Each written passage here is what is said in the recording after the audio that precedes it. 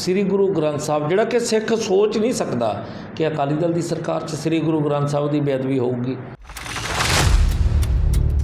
ਤੇ ਉਦੋਂ ਵੱਡਾ ਦੁੱਖ ਹੈ ਕਿ ਉਹ ਸ੍ਰੀ ਗੁਰੂ ਗ੍ਰੰਥ ਸਾਹਿਬ ਦੇ ਕਾਤਲ ਨਾ ਸ਼੍ਰੋਮਣੀ ਅਕਾਲੀ ਦਲ ਦੀ ਸਰਕਾਰ 'ਚ ਫੜੇ ਗਏ। ਜਦੋਂ ਕੈਪਟਨ ਅਮਰਿੰਦਰ ਸਿੰਘ ਨੇ ਪਵਿੱਤਰ ਗੁਟਕੇ 'ਤੇ ਹੱਥ ਰੱਖ ਕੇ ਸਹੁੰ ਖਾ ਕੇ ਇਹ ਗੱਲ ਕਹੀ ਕਿ ਮੈਂ 4 ਮਹੀਨਿਆਂ 'ਚ ਸ੍ਰੀ ਗੁਰੂ ਗ੍ਰੰਥ ਸਾਹਿਬ ਦੇ ਕਾਤਲਾਂ ਨੂੰ ਸਲਾਖਾਂ ਪਿੱਛੇ ਦੇ ਦੂੰਗਾ। ਹੁਣ ਅੱਜ 4.5 ਸਾਲ ਲੰਘ ਗਏ ਅਤੇ ਕੈਪਟਨ ਸਾਹਿਬ ਚੱਲਦੇ ਹੋ ਗਏ। ਅਤੇ ਅੱਜ ਜੇ ਪ੍ਰਕਾਸ਼ ਸਿੰਘ ਬਾਦਲ ਨੇ ਨਹੀਂ ਕਾਰਵਾਈ ਉਦੋਂ ਕੀਤੀ ਤੇ ਖਮਿਆਜਾ ਭੁਗਤਣਾ ਪਿਆ। ਅੱਜ ਵਿਰੋਧੀ ਧਿਰ ਦਾ ਲੀਡਰ ਵੀ ਨਹੀਂ ਰਹਿ ਸਕੇ, ਸਰਕਾਰ ਬਣਾਉਣੀ ਤਾਂ ਬਹੁਤ ਦੂਰ ਦੀਆਂ ਗੱਲਾਂ ਨੇ। ਹਰਸਿਮਰਤ ਕੌਰ ਕਹਿੰਦੀ ਹੈ ਨਾ, ਜਿਹੜੇ ਇਹਦੇ 'ਤੇ ਰਾਜਨੀਤੀ ਕਰਦੇ ਆ ਉਹਨਾਂ ਦਾ ਕੱਖ ਨਾ ਰਵੇ। ਅਤੇ ਮੈਂ ਕਹਿੰਦਾ ਇਹ ਵੀ ਨਾਲ ਕਹਿ ਵੀ ਜਿਨ੍ਹਾਂ ਨੇ ਕੀਤੀ ਅਤੇ ਜਿਨ੍ਹਾਂ ਨੇ ਕਰਾਈ। ਮਨ ਦੀ ਸੋਚ ਹੈ ਕਿ ਜੇ ਇੰਨੀ ਕੁ ਫੀਸ ਨਾਲ ਉਹ ਬੱਚੇ ਪੜ੍ਹ ਗਏ ਤਾਂ ਮੈਂ ਸਮਝਦਾ ਕਿ ਮੇਰਾ ਮੈਂਬਰ ਬਣਨਾ ਸਫਲ ਹੋ ਜਾਊਗਾ। ਕਦੇ ਦੇਖਿਆ ਨਹੀਂ ਗਿਆ ਬਲਵਿੰਦਰ ਸਿੰਘ ਬੈਂਸ ਵੱਲੋਂ ਵੀ ਧਾਰਮਿਕ ਵਿਦਿਆਲਾ ਖੋਲ੍ਹਿਆ ਗਿਆ ਜਾਂ ਕੰਪੀਟੀਸ਼ਨ ਕਰਵਾਏ ਗਏ, ਅੱਜ ਤੱਕ ਕਦੇ ਸੁਣਨ 'ਚ ਨਹੀਂ ਆਇਆ ਬੈਂਸ ਸਾਹਿਬ। ਹੁਣ ਇੱਕ ਹੋਰ ਆ ਗਿਆ, ਇਹ ਆਵਣ ਜਾਵਣ ਖੇਡ ਹੈ, ਇਹ ਆਉਂਦੇ ਤੇ ਜਾਂਦੇ ਰਹਿਣਗੇ। ਪਰ ਸਵਾਲ ਤਾਂ ਹੈ ਵੀ ਇਹ ਕਹਿਣ ਨਾਲ ਦੱਸਣ ਉਦਘਾਟਨ ਕਰਨ ਲੱਗਿਆ ਵੀ ਇਹ ਪੈਸੇ MLA ਕੋਟੇ ਦੇ ਫੰਡ ਦੇ ਹੈ। ਬੱਲੋਕੀ ਪ੍ਰੋਜੈਕਟ, ਸਰ ਹਾਕਮ ਸਿੰਘ, ਮੈਂ ਨਾਂ ਨਹੀਂ ਲੈਣਾ ਚਾਹੁੰਦਾ, ਚਲੇ ਗਏ ਸਵਰਗ 'ਚ ਪਾਸਾ ਹੋਏ ਉਹਨਾਂ ਦਾ। ਉਹਨਾਂ ਨੇ ਸੀਵਰੇਜ 33 ਫੁੱਟੇ ਵਾਲਾ ਸ਼ੁਰੂ ਕੀਤਾ, ਪਰ ਅਨਫਾਰਚੂਨੇਟਲੀ ਉਹ ਮੇਅਰ ਹੁੰਦਿਆਂ ਵੀ ਕੰਪਲੀਟ ਨਹੀਂ ਕਰ ਸਕੇ ਉਹਨੂੰ। ਅਤੇ ਮੈਂ ਉਹ ਜਿਹੜਾ ਸੀਵਰੇਜ ਪ੍ਰੋਜੈਕਟ ਸੀਗਾ ਉਹਦੇ 'ਤੇ ਕਰੀਬ 100 ਕਰੋੜ ਰੁਪਏ ਦਾ ਕੰਮ ਆ, ਉਹ ਕੰਪਲੀਟ ਕੀਤਾ। ਇਸੇ ਕਰਕੇ ਅੱਜ ਮੇਰੇ ਹਲਕੇ 'ਚ ਜਿਹੜਾ ਸੀਵਰ ਲਾਈਨਾਂ ਨੇ ਉਹ ਬਹੁਤ ਵਧੀਆ ਚੱਲਦੀਆਂ ਨੇ। ਹਲਕੇ ਦੀ ਗੱਲ ਕਰਦੇ ਆਪਾਂ, ਤੁਸੀਂ ਕਹਿ ਰਹੇ ਵੀ ਵੱਡੇ ਪ੍ਰੋਜੈਕਟ ਤੁਸੀਂ ਲੈ ਕੇ ਆਏ ਹੋ, ਅਤੇ ਮੌਜੂਦਾ ਹਾਲਾਤ ਇੱਦਾਂ ਦੇ ਹੋ ਚੁੱਕੇ ਨੇ ਹਲਕੇ ਦੇ ਕਿ ਹਰੇਕ ਰੋਡ, ਹਰੇਕ ਸੜਕ ਕਾਰਪੋਰੇਸ਼ਨ ਦੇ ਅੰਡਰ ਵੀ ਆਉਂਦੀ ਹੈ, ਤੁਹਾਡੇ ਅੰਡਰ ਵੀ ਆਉਂਦੀਆਂ ਨੇ। ਉਹ ਸੜਕਾਂ ਟੁੱਟੀਆਂ ਹੋਈਆਂ ਬਹੁਤ ਨੇ, ਬਾਰਿਸ਼ ਦੇ ਕਾਰਨ ਹੋ ਰਹੀਆਂ ਨੇ, ਜਾਂ ਕਈ ਸੜਕਾਂ ਐਸੀਆਂ ਨੇ ਜਿਹੜੀ ਕਾਫੀ ਦੇਰ ਹੋ ਗਈ ਬਣੀਆਂ ਹੀ ਨਹੀਂ ਹੈਗੀਆਂ। ਮੇਰੇ ਹਲਕੇ 'ਚ 2 ਕਰੋੜ ਰੁਪਏ ਦੇ ਮੇਰੇ ਮਹੱਲੇ 'ਚ ਕੰਮ ਹੋਏ ਆ। ਸਰ ਅਰਜਨ ਸਿੰਘ ਚੀਮਾ ਕੌਂਸਲਰ ਨੇ, ਕਦੇ ਉਹਨਾਂ ਨਾਲ ਗੱਲ ਕਰਕੇ ਦੇਖਿਓ ਵੀ 2 ਕਰੋੜ ਰੁਪਈਆ ਕੋਟ ਮੰਗਲ ਸਿੰਘ 'ਤੇ ਲੱਗਿਆ। ਅਤੇ ਕੋਈ ਗਲੀ ਐਸੀ ਨਹੀਂ। ਹਲਕਾ ਆਤਮਨਗਰ ਦੀ ਸੰਗਤ, ਹਲਕਾ ਦੱਖਣੀ ਦੀ ਸੰਗਤ ਇਸ ਵਾਰੀ ਵੀ ਉਦੋਂ ਪਿਛਲੀ ਵਾਰੀ ਨਾਲੋਂ ਵੱਡਾ ਇਤਿਹਾਸ ਸਿਰਜੂਗੀ।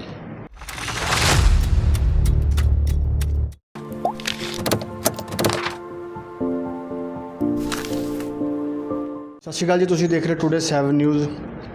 ਅੱਜ ਅਸੀਂ ਖਾਸ ਮੁਲਾਕਾਤ ਦੇ ਵਿੱਚ ਲੁਧਿਆਣਾ ਹਲਕਾ ਦੱਖਣੀ ਦੇ MLA ਸਰਦਾਰ ਬਲਵਿੰਦਰ ਸਿੰਘ ਬੈਂਸ ਜੀ ਦੇ ਦਫ਼ਤਰ ਪਹੁੰਚੇ ਹਾਂ। ਸੋ ਗੱਲਬਾਤ ਕਰਾਂਗੇ, ਪੁੱਛਾਂਗੇ ਉਹਨਾਂ ਦੇ ਜੀਵਨ ਬਾਰੇ ਸਰਦਾਰ ਬਲਵਿੰਦਰ ਸਿੰਘ ਬੈਂਸ ਜੀ ਨਾਲ। ਹਾਂਜੀ ਬੈਂਸ ਸਾਹਿਬ, ਸਤਿ ਸ਼੍ਰੀ ਅਕਾਲ ਜੀ। ਸਤਿ ਸ਼੍ਰੀ ਅਕਾਲ ਜੀ, ਸਾਰੇ ਸਰੋਤਿਆਂ ਨੂੰ ਸਤਿ ਸ਼੍ਰੀ ਅਕਾਲ। ਬੈਂਸ ਸਾਹਿਬ, ਜ਼ਿੰਦਗੀ ਦਾ ਪਿਛੋਕੜ ਬਾਰੇ ਦੱਸੋਗੇ? ਤੁਹਾਡਾ ਪਿਛੋਕੜ ਕਿਵੇਂ ਰਿਹਾ? ਕਿੱਥੇ ਪੜ੍ਹਾਈ ਕੀਤੀ, ਐਜੂਕੇਸ਼ਨ ਕੀਤੀ, ਫਿਰ ਉਸ ਤੋਂ ਬਾਅਦ ਕਿਵੇਂ ਸਿਆਸਤ ਦੇ ਵਿੱਚ ਆਏ? ਮੈਨੂੰ ਇਸ ਗੱਲ 'ਤੇ ਮਾਣ ਹੈ, ਜਿਹੜੇ ਸਕੂਲ 'ਚੋਂ ਅੱਜ ਲੋਕ ਭੱਜ ਰਹੇ ਆ, ਮੈਂ ਉਸ ਸਕੂਲ 'ਚ ਪੜ੍ਹਾਈ ਕੀਤੀ। ਪਹਿਲਾਂ ਮੇਰੇ ਪਿਤਾ ਜੀ ਨੇ ਮੈਨੂੰ ਦਾਖਲ ਕਰਾਇਆ ਸਰਕਾਰੀ ਪ੍ਰਾਇਮਰੀ ਸਕੂਲ ਦਸ਼ਮੇਸ਼ ਨਗਰ। ਮੈਂ ਪ੍ਰਾਇਮਰੀ ਐਜੂਕੇਸ਼ਨ ਸਰਕਾਰੀ ਸਕੂਲ, ਜਿੱਥੇ ਅੱਜ ਕੱਲ੍ਹ ਦਸ਼ਮੇਸ਼ ਸੀਨੀਅਰ ਸੈਕੰਡਰੀ ਸਕੂਲ ਆ, ਉੱਥੇ ਸਰਕਾਰੀ ਪ੍ਰਾਇਮਰੀ ਸਕੂਲ ਸੀ। ਔਰ ਮੈਨੂੰ ਇਸ ਗੱਲ ਦਾ ਮਾਣ ਹੈ ਕਿ ਮੈਂ ਆਪਣਾ ਜੀਵਨ ਸਰਕਾਰੀ ਸਕੂਲ ਤੋਂ ਸ਼ੁਰੂ ਕੀਤਾ। ਔਰ ਉਸ ਤੋਂ ਬਾਅਦ 6ਵੀਂ ਤੋਂ 10ਵੀਂ ਤੱਕ ਮੈਂ ਗੁੱਜਰ ਖਾਂ ਸਕੂਲ ਮਾਡਲ ਟਾਊਨ ਤੋਂ ਵਿੱਦਿਆ ਹਾਸਲ ਕੀਤੀ। ਉਦੋਂ +2 ਨਹੀਂ ਸੀ ਹੁੰਦੀ, ਹਾਇਰ ਸੈਕੰਡਰੀ ਹੁੰਦੀ ਸੀ। ਉਹ ਮੈਂ ਮਲਟੀਪਰਪਜ਼ ਸੀਨੀਅਰ ਸੈਕੰਡਰੀ ਸਕੂਲ ਲੱਕੜ ਬਾਜ਼ਾਰ ਤੋਂ ਕੀਤੀ। ਅਤੇ ਉਸ ਤੋਂ ਬਾਅਦ ਮੈਂ ਪੰਜਾਬ ਦੇ ਟੌਪ ਦੇ ਕਾਲਜ SCD ਗੌਰਮੈਂਟ ਕਾਲਜ ਲੁਧਿਆਣੇ ਤੋਂ ਗ੍ਰੈਜੂਏਸ਼ਨ ਕੀਤੀ, BA ਕੀਤੀ। ਠੀਕ ਹੈ। ਉਸ ਤੋਂ ਬਾਅਦ ਪੜ੍ਹਾਈ ਤੋਂ ਬਾਅਦ ਵਪਾਰ ਦੇ ਵਿੱਚ, ਫਿਰ ਉਸ ਤੋਂ ਬਾਅਦ ਸਿਆਸਤ ਦੇ ਵਿੱਚ ਕਿਵੇਂ ਆਉਣਾ ਹੋਇਆ ਤੁਹਾਡਾ? ਮੈਂ ਅਸਲ 'ਚ ਜਦੋਂ ਕਾਲਜ ਪੜ੍ਹਦਾ ਸੀ ਮੈਂ ਉੱਥੇ ਵੀ ਚੋਣ ਲੜੀ, ਅਤੇ ਪਰ ਉਦੋਂ ਉਹ ਚੋਣਾਂ ਪੋਸਟਪੋਨ ਹੋ ਗਈਆਂ ਸੀ। ਮੈਂ ਉਦੋਂ ਆਪਣਾ ਰਾਜਨੀਤਿਕ ਜੀਵਨ, ਕਾਲਜ ਦੇ ਵਿਦਿਆਰਥੀਆਂ ਦੀਆਂ ਮੁਸ਼ਕਲਾਂ ਨੂੰ ਹੱਲ ਕਰਨ ਲਈ ਉੱਥੋਂ ਆਰੰਭਤਾ ਕੀਤੀ ਸੀ। ਔਰ ਉਸ ਤੋਂ ਬਾਅਦ ਮੈਂ 91 ਵਿੱਚ ਜਦੋਂ ਪਹਿਲੀ ਵਾਰੀ ਲੁਧਿਆਣੇ ਦੀ ਮਿਊਨਿਸਪਲ ਕਾਰਪੋਰੇਸ਼ਨ ਦੀ ਚੋਣ ਹੋਈ ਤਾਂ ਮੈਂ ਉਸ ਚੋਣ ਵਿੱਚ ਪਹਿਲੀ ਚੋਣ 1991 'ਚ ਲੜੀ ਔਰ ਬਹੁਤ ਵੱਡੇ ਫਰਕ ਨਾਲ ਉਹ ਚੋਣ ਜਿੱਤੀ। ਔਰ ਮੈਨੂੰ ਇਸ ਗੱਲ ਦਾ ਮਾਣ ਆ ਕਿ ਅਸੀਂ ਉਹ ਚੋਣ ਆਜ਼ਾਦ, ਮੇਰੇ ਜੀਵਨ ਦਾ ਜਦੋਂ ਮੈਂ ਲੇਖਾ ਜੋਖਾ ਕਰਦਾ ਮੈਂ ਹਮੇਸ਼ਾ ਚੋਣ ਸਬੱਬ ਐਸਾ ਬਣਿਆ ਕਿ ਆਜ਼ਾਦ ਲੜਨੀ ਪਈ। ਅਤੇ ਸੰਗਤ ਦਾ ਮੇਰੇ ਕੋਲ ਕੋਈ ਸ਼ਬਦ ਨਹੀਂ ਜਿਹਦੇ ਨਾਲ ਧੰਨਵਾਦ ਕਰਾਂ। ਸਾਰੇ ਬੰਦੇ ਇੱਕ ਪਾਸੇ ਅਤੇ ਬਲਵਿੰਦਰ ਸਿੰਘ ਬੈਂਸ ਇਕੱਲਾ ਇੱਕ ਪਾਸੇ। ਮੇਰੇ ਨਾਲ ਸੰਗਤ ਅਤੇ ਪਰਮੇਸ਼ਰ ਦੀ ਰਹਿਮਤ ਸੀ। ਸਾਰੇ ਰਲ ਕੇ ਵੀ ਬਰਾਬਰ ਨਹੀਂ ਕਦੀ ਆਏ, ਚਾਹੇ ਉਹ ਕੌਂਸਲਰ ਦੀ ਚੋਣ ਹੋਏ, ਉਸ ਤੋਂ ਬਾਅਦ ਛੋਟੇ ਭਰਾ ਨੂੰ ਚੋਣ ਲੜਾਈ ਕੌਂਸਲਰ ਦੀ ਤਾਂ ਵੀ ਕੋਈ ਬਰਾਬਰ ਨਹੀਂ ਸੀ। ਉਸ ਤੋਂ ਬਾਅਦ ਸ਼੍ਰੋਮਣੀ ਗੁਰਦੁਆਰਾ ਪ੍ਰਬੰਧਕ ਕਮੇਟੀ ਦੀ ਚੋਣ ਲੜੀ, ਉਹ ਵੀ ਆਜ਼ਾਦ। ਉਸ ਤੋਂ ਬਾਅਦ MLA ਲੜੀ, ਉਹ ਵੀ ਆਜ਼ਾਦ। ਇਹ ਪ੍ਰਭੂ ਦੀ ਰਹਿਮਤ ਹੈ ਕਿ ਸਾਰੇ ਜਣੇ ਰਲ ਕੇ ਵੀ ਕਦੇ ਬਰਾਬਰ ਨਹੀਂ ਆਏ। ਪਰਮੇਸ਼ਰ ਦੀ ਰਹਿਮਤ ਹੈ, ਸੰਗਤ ਦਾ ਪ੍ਰੇਮ ਹੈ। ਮੇਰੇ ਕੋਲ ਕੋਈ ਸ਼ਬਦ ਨਹੀਂ ਜਿਨ੍ਹਾਂ ਸ਼ਬਦਾਂ ਨਾਲ ਮੈਂ ਲੁਧਿਆਣੇ ਦੀ ਸੰਗਤ ਨੂੰ ਧੰਨਵਾਦ ਦੇ ਸਕਾਂ। ਬੈਂਸ ਸਾਹਿਬ, ਜਿਵੇਂ ਤੁਸੀਂ ਕਿਹਾ ਵੀ SGPC ਇਲੈਕਸ਼ਨ ਵੀ ਤੁਸੀਂ ਲੜੇ ਹੋ, SGPC ਇਲੈਕਸ਼ਨ ਦੇ ਵਿੱਚ ਤੁਸੀਂ ਬਹੁਤ ਵੱਡੇ ਫਰਕ ਨਾਲ ਤੁਸੀਂ ਲਗਾਤਾਰ ਜਿੱਤਦੇ ਆ ਰਹੇ ਹੋ। ਜਿਵੇਂ ਹੁਣ ਗੁਰੂ ਗ੍ਰੰਥ ਸਾਹਿਬ ਜੀ ਦੀ ਬੇਅਦਬੀਆਂ ਹੋ ਰਹੀਆਂ ਨੇ, ਉਸ ਸੰਬੰਧ ਦੇ ਵਿੱਚ ਜਦੋਂ SGPC ਦੀ ਮੀਟਿੰਗਾਂ ਹੁੰਦੀਆਂ ਨੇ ਤੁਸੀਂ ਉਸ ਮੀਟਿੰਗਾਂ ਵਿੱਚ ਹਾਜ਼ਰੀ ਲਾਉਂਦੇ ਹੋ, ਠੀਕ ਹੈ ਜੀ। SGPC ਦੇ ਪ੍ਰਧਾਨ ਸਾਹਿਬਾਂ ਮੁਰੇ ਕਦੇ ਤੁਸੀਂ ਬੇਨਤੀ ਕੀਤੀ ਹੈ ਵੀ ਜਿਹੜੀਆਂ ਬੇਅਦਬੀਆਂ ਹੋ ਰਹੀਆਂ ਨੇ ਉਹਨਾਂ ਨੂੰ ਰੋਕਿਆ ਜਾਵੇ ਜਾਂ ਕਿਸ ਤਰ੍ਹਾਂ ਰੋਕਣਾ ਚਾਹੀਦਾ? ਤੁਸੀਂ ਕੋਈ ਸੁਝਾਅ ਦਿੱਤਾ ਅੱਗੇ? ਜਦੋਂ ਮੈਂ ਸ਼੍ਰੋਮਣੀ ਗੁਰਦੁਆਰਾ ਪ੍ਰਬੰਧਕ ਕਮੇਟੀ ਦਾ ਮੈਂਬਰ ਬਣਿਆ ਔਰ ਉਸ ਤੋਂ ਬਾਅਦ ਗੱਲ ਆਉਂਦੀ ਹੈ, ਵੱਡਾ ਇੱਕ ਸਿੱਖ ਕੌਮ 'ਤੇ ਵੱਡਾ ਜ਼ਖਮ ਆਇਆ ਜਦੋਂ ਬਰਗਾੜੀ ਵਿਖੇ ਸ੍ਰੀ ਗੁਰੂ ਗ੍ਰੰਥ ਸਾਹਿਬ ਦਾ ਅੰਗ ਕਰਕੇ ਰੂੜੀਆਂ 'ਤੇ ਖਿਲਾਰਿਆ ਗਿਆ, ਪੱਤਰਾ ਕਰਕੇ ਨਾਲੀਆਂ 'ਚ ਸਿੱਟਿਆ ਗਿਆ। ਉਸ ਤੋਂ ਬਾਅਦ ਸਿੱਖ ਕੌਮ ਐਸੇ ਜ਼ਖਮ ਤੋਂ ਪੀੜਤ ਹੋਈ ਕਿ ਧਰਨੇ ਲੱਗੇ।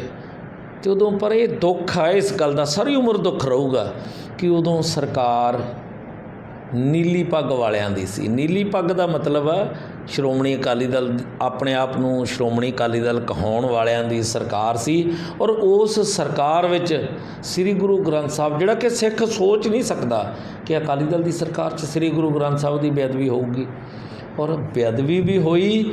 ਅਤੇ ਉਦੋਂ ਵੱਡਾ ਦੁੱਖ ਹੈ ਕਿ ਉਹ ਸ੍ਰੀ ਗੁਰੂ ਗ੍ਰੰਥ ਸਾਹਿਬ ਦੇ ਕਾਤਲ ਨਾ ਸ਼੍ਰੋਮਣੀ ਅਕਾਲੀ ਦਲ ਦੀ ਸਰਕਾਰ 'ਚ ਫੜੇ ਗਏ। ਔਰ ਜਿਹੜੀ ਹੁਣ ਸਰਕਾਰ ਚੱਲ ਰਹੀ ਹੈ, ਮੈਨੂੰ ਆਹ ਗੱਲ ਮੰਨਣ 'ਚ ਕੋਈ ਗੁਰੇਜ਼ ਨਹੀਂ ਕਿ ਉਹਨਾਂ ਨੇ ਸ੍ਰੀ ਗੁਰੂ ਗ੍ਰੰਥ ਸਾਹਿਬ ਦੀ ਬੇਅਦਬੀ ਕਰਕੇ ਸ੍ਰੀ ਗੁਰੂ ਗ੍ਰੰਥ ਸਾਹਿਬ ਦਾ ਨਰਾਦਰ ਕੀਤਾ। ਔਰ ਉਸ ਤੋਂ ਬਾਅਦ ਸਿੱਖ ਕੌਮ ਨੂੰ ਇੱਕ ਰਾਹਤ ਦਾ ਕਿਰਨ ਦਿਸੀ ਜਦੋਂ ਕੈਪਟਨ ਅਮਰਿੰਦਰ ਸਿੰਘ ਨੇ ਪਵਿੱਤਰ ਗੁਟਕੇ 'ਤੇ ਹੱਥ ਰੱਖ ਕੇ ਸਹੁੰ ਖਾ ਕੇ ਇਹ ਗੱਲ ਕਹੀ ਕਿ ਮੈਂ 4 ਮਹੀਨਿਆਂ 'ਚ ਸ੍ਰੀ ਗੁਰੂ ਗ੍ਰੰਥ ਸਾਹਿਬ ਦੇ ਕਾਤਲਾਂ ਨੂੰ ਸਲਾਖਾਂ ਪਿੱਛੇ ਦੇ ਦੂੰਗਾ। ਹੁਣ ਅੱਜ 4.5 ਸਾਲ ਲੰਘ ਗਏ ਅਤੇ ਕੈਪਟਨ ਸਾਹਿਬ ਚੱਲਦੇ ਹੋ ਗਏ। ਜਿਨ੍ਹਾਂ ਨੇ ਜਦੋਂ ਮਰਿਆਦਾ ਦਾ ਉਲੰਘਣ ਹੋਇਆ, ਇਤਿਹਾਸ ਪੜ੍ਹ ਕੇ ਦੇਖੋ, ਮਾਤਾ ਸੀਤਾ ਦੇ ਆਲੇ ਦੁਆਲੇ ਇੱਕ ਲਛਮਣ ਰੇਖਾ ਖਿੱਚੀ ਗਈ ਸੀ ਅਤੇ ਨਾਲ ਇਹ ਕਿਹਾ ਗਿਆ ਸੀ ਕਿ ਇਸ ਲਛਮਣ ਰੇਖਾ ਤੋਂ ਬਾਹਰ ਨਾ ਜਾਇਓ, ਨਹੀਂ ਤਾਂ ਨਤੀਜਾ ਮਾੜਾ ਹੋਏਗਾ। ਭੋਲੀ ਮਾਤਾ ਉਹ ਲਾਈਨ ਟੱਪ ਗਈ, ਮਰਿਆਦਾ ਟੁੱਟ ਗਈ। ਮੇਰਾ ਕਹਿਣ ਦਾ ਭਾਵ ਆ ਵੀ ਮਰਿਆਦਾ ਟੁੱਟੀ ਅਤੇ ਮਾਤਾ ਸੀਤਾ ਨੂੰ ਉਸ ਟੁੱਟੀ ਹੋਈ ਮਰਿਆਦਾ ਦਾ ਖਮਿਆਜਾ ਭੁਗਤਣਾ ਪਿਆ। ਅਤੇ ਅੱਜ ਜੇ ਪ੍ਰਕਾਸ਼ ਸਿੰਘ ਬਾਦਲ ਨੇ ਨਹੀਂ ਕਾਰਵਾਈ ਉਦੋਂ ਕੀਤੀ ਅਤੇ ਖਮਿਆਜਾ ਭੁਗਤਣਾ ਪਿਆ। ਅੱਜ ਵਿਰੋਧੀ ਧਿਰ ਦਾ ਲੀਡਰ ਵੀ ਨਹੀਂ ਰਹਿ ਸਕੇ, ਸਰਕਾਰ ਬਣਾਉਣੀ ਤਾਂ ਬਹੁਤ ਦੂਰ ਦੀਆਂ ਗੱਲਾਂ ਨੇ। ਅਤੇ ਜੇ ਕੈਪਟਨ ਅਮਰਿੰਦਰ ਸਿੰਘ ਜੀ ਨੇ ਝੂਠੀ ਸਹੁੰ ਖਾਧੀ, ਖਮਿਆਜਾ ਭੁਗਤਣਾ ਪਿਆ। ਅਤੇ ਜਿਹੜੀ ਹੁਣ ਤੁਸੀਂ ਕਹਿ ਰਹੇ ਹੋ, ਲੋਕਾਂ ਦੇ ਮਨ 'ਚ ਡਰ ਉੱਠ ਗਿਆ। ਚਾਹੀਦਾ ਸੀ ਜਿਨ੍ਹਾਂ ਨੇ ਬਰਗਾੜੀ ਕਾਂਡ ਦੇ ਵਿੱਚ ਸ੍ਰੀ ਗੁਰੂ ਗ੍ਰੰਥ ਸਾਹਿਬ ਦਾ ਨਰਾਦਰ ਕੀਤਾ, ਚਾਹੀਦਾ ਸੀ ਉਹਨਾਂ ਨੂੰ ਸਜ਼ਾਏ ਮੌਤ। ਪਰ ਸਮੇਂ ਦੀਆਂ ਸਰਕਾਰਾਂ ਵੋਟਾਂ ਦੇ ਨਾਲ ਚੱਲਦੀਆਂ, ਵੋਟਾਂ ਪਿੱਛੇ ਲੱਗ ਕੇ ਬੰਦੇ ਨਰਾਦਰ ਨੂੰ ਸੱਜੇ ਖੱਬੇ ਕਰਨ ਦੇ ਯਤਨ 'ਚ ਹੈ। ਅਤੇ ਪਰ ਮੈਂ ਇੱਕ ਬੇਨਤੀ ਕਰਾਂ ਸੱਜੇ ਖੱਬੇ ਕਰਨ ਵਾਲਿਆਂ ਨੂੰ ਕਿ ਸੱਜੇ ਖੱਬੇ ਕੀਤਿਆਂ ਕੰਮ ਨਹੀਂ ਚੱਲਣਾ। ਨਹੀਂ ਤਾਂ ਪ੍ਰਕਾਸ਼ ਸਿੰਘ ਬਾਦਲ ਆਪਣੇ ਦੇਖਦਿਆਂ ਚਲੇ ਗਏ, ਸਰਕਾਰ 'ਚੋਂ ਲਾਂਭੇ ਹੋ ਗਏ। ਆਪਣੇ ਦੇਖਦਿਆਂ ਕੈਪਟਨ ਅਮਰਿੰਦਰ ਸਿੰਘ ਜੀ ਚਲੇ ਗਏ। ਇਸ ਕਰਕੇ ਮੈਂ ਕਹਿਣਾ ਚਾਹੁੰਦਾ ਕਿ ਜਿਹੜੇ ਸ੍ਰੀ ਗੁਰੂ ਗ੍ਰੰਥ ਸਾਹਿਬ ਦਾ ਨਰਾਦਰ ਕਰਨ ਤੇ ਕਰਾਉਣ ਵਾਲੇ ਨੂੰ ਹਰਸਿਮਰਤ ਕੌਰ ਕਹਿੰਦੀ ਹੈ ਨਾ, ਜਿਹੜੇ ਇਹਦੇ ਤੇ ਰਾਜਨੀਤੀ ਕਰਦੇ ਆ ਉਹਨਾਂ ਦਾ ਕੱਖ ਨਾ ਰਵੇ। ਤੇ ਮੈਂ ਕਹਿੰਦਾ ਇਹ ਵੀ ਨਾਲ ਕਹਿ ਵੀ ਜਿਨ੍ਹਾਂ ਨੇ ਕੀਤੀ ਤੇ ਜਿਨ੍ਹਾਂ ਨੇ ਕਰਾਈ ਨਹੀਂ ਕਹਿੰਦੀ ਵੀ ਕਿਹਨਾਂ ਨੇ ਕਰਾਈ, ਉਹਨਾਂ ਦਾ ਕੱਖ ਨਾ ਰਹੇ। ਇਸ ਕਰਕੇ ਇਹ ਜਿੰਨੀ ਦੇਰ ਸਰਕਾਰ ਇਸ ਇਸ਼ੂ ਤੇ ਨਰਮੀ ਦੇ ਰੁੱਖ 'ਚ ਰਹੂਗੀ ਉਨੀ ਦੇਰ ਇਹ ਬੇਅਦਬੀ ਕਰਨ ਵਾਲਿਆਂ ਨੂੰ ਨਕੇਲ ਨਹੀਂ ਪਾਈ ਜਾ ਸਕਦੀ। ਮੈਂ ਸਰ ਗੱਲ ਕਰਾਂ ਤੁਹਾਡੇ ਹਲਕੇ ਦੀ, ਆਪਾਂ ਤੁਸੀਂ ਐਸਜੀਪੀਸੀ ਮੈਂਬਰ ਹੈਗੇ ਹੋ, ਤੇ ਐਸਜੀਪੀਸੀ ਮੈਂਬਰ ਦੇ ਆਧਾਰ 'ਤੇ ਤੁਸੀਂ ਕੀ ਉਪਰਾਲੇ ਲੈ ਕੇ ਆਏ ਐਸਜੀਪੀਸੀ ਦੇ? ਐਸਜੀਪੀਸੀ 'ਚ ਅਸਲ ਛੋਟੇ ਵੀਰ ਇੱਕ ਮੈਂਬਰ ਨੂੰ 2 ਲੱਖ ਰੁਪਈਆ ਸਾਲਾਨਾ ਅਖਤਿਆਰੀ ਕੋਟਾ ਹੁੰਦਾ, ਜਿਹਦੇ 'ਚੋਂ ਬਹੁਤਾ ਹਿੱਸਾ ਮੈਂ ਉਹਨਾਂ ਬੱਚਿਆਂ ਦੀ ਫੀਸ 'ਤੇ ਦਿੰਦਾ ਜਿਨ੍ਹਾਂ ਦੇ ਸਿਰ 'ਤੇ ਪਿਤਾ ਦਾ ਸਾਇਆ ਨਹੀਂ। ਮਨ ਦੀ ਸੋਚ ਹੈ ਕਿ ਜੇ ਇੰਨੀ ਕੁ ਫੀਸ ਨਾਲ ਉਹ ਬੱਚੇ ਪੜ੍ਹ ਗਏ ਤਾਂ ਮੈਂ ਸਮਝਦਾ ਕਿ ਮੇਰਾ ਮੈਂਬਰ ਬਣਨਾ ਸਫਲ ਹੋ ਜਾਊਗਾ। ਪਰ ਜੇ ਮੈਂ ਕਿਸੇ ਦਾ ਕੁਝ ਨਾ ਸਵਾਰ ਸਕਿਆ ਫਿਰ ਮੇਰੇ ਮੈਂਬਰ ਬਣਨ ਦਾ ਬਹੁਤਾ ਲਾਭ ਨਹੀਂ। ਬਹੁਤ ਸਾਰੀਆਂ ਇਮਾਰਤਾਂ ਗੁਰੂ ਘਰ ਦੀਆਂ ਐਸੀਆਂ ਸੀਗੀਆਂ ਜਿਹੜੀਆਂ ਰਿਪੇਅਰ ਹੋਣ ਵਾਲੀਆਂ ਸੀ, ਉਹਨਾਂ ਨੂੰ ਜ਼ਰੂਰ ਜਿੱਥੇ ਜਿੱਥੇ ਮੈਂ ਸੇਵਾ ਕਰ ਸਕਦਾ ਉੱਥੇ ਉੱਥੇ ਜ਼ਰੂਰ ਸੇਵਾ 'ਚ ਹਿੱਸਾ ਪਾਇਆ। ਕਦੇ ਦੇਖਿਆ ਨਹੀਂ ਗਿਆ ਬਲਵਿੰਦਰ ਸਿੰਘ ਬੈਂਸ ਵੱਲੋਂ ਵੀ ਧਾਰਮਿਕ ਵਿਦਿਆਲਾ ਖੋਲ੍ਹਿਆ ਗਿਆ ਜਾਂ ਕੰਪੀਟੀਸ਼ਨ ਕਰਵਾਏ ਗਏ? ਅੱਜ ਤੱਕ ਕਦੇ ਸੁਣਨ 'ਚ ਨਹੀਂ ਆਇਆ ਬੈਂਸ ਸਾਹਿਬ। ਅਸਲ 'ਚ ਤੁਹਾਡੇ ਕੋਲੇ ਟਾਈਮ ਥੋੜ੍ਹਾ ਆ। ਤੁਸੀਂ ਕੋਈ ਸਰ ਗੁਰਦੁਆਰੇ ਜਾ ਕੇ ਪੁੱਛਿਓ ਵੀ ਧਾਰਮਿਕ ਕੰਪੀਟੀਸ਼ਨ ਹੋਇਆ, ਤੁਸੀਂ ਗਏ ਨਹੀਂ। ਮੈਂ ਨਾਂ ਲੈ ਕੇ ਕਹਿਣ ਲੱਗਿਆ ਤੁਸੀਂ ਸਰਦਾਰ ਮਹਿਲ ਸਿੰਘ ਪ੍ਰਧਾਨ ਜੀ ਕੋਲੇ ਜਾ ਕੇ ਪੁੱਛਿਓ ਡਾਬੇ ਵੱਡੇ ਗੁਰਦੁਆਰੇ ਵੀ ਕੰਪੀਟੀਸ਼ਨ ਹੋਏ ਜਾਂ ਨਹੀਂ। ਠੀਕ ਹੈ ਜੀ। ਕੰਪੀਟੀਸ਼ਨ ਹੁੰਦੇ ਆ, ਪਰ ਮੇਰਾ ਸੁਭਾਅ ਥੋੜ੍ਹਾ ਸ਼ਾਂਤ ਹੈ।